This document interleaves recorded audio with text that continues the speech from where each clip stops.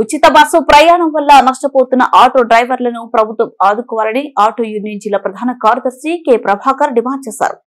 Super 6 పథకంలో భాగంగా మహిళలకు ఆర్టీసీ బస్సులో ఉచిత ప్రయాణాన్ని ఆగస్టు 15 నుంచి అమలు చేస్తానని, ప్రభుత్వ నిర్ణయం వల్ల నష్టపోతున్న ఆటో డ్రైవర్లను తక్షణమే ఆదుకోవాలని AP auto trolley driver union జిల్లా ప్రధాన కార్యదర్శి కె ప్రభాకర్ ప్రభుత్వాన్ని డిమాండ్ చేశారు.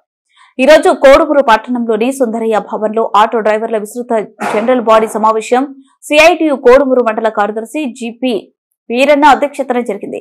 ఈ సమావేశానికి హాజరైన ఆటో యూనియన్ జిల్లా ప్రధాన కార్యదర్శి కె ప్రభాకర్, సిఐటియు జిల్లా నాయకులు గఫూర్ మియా ఆటో డ్రైవర్ ను ఉద్దేశించి మాట్లాడారు. అనంతరం కమిటీని ఎన్నుకున్నారు.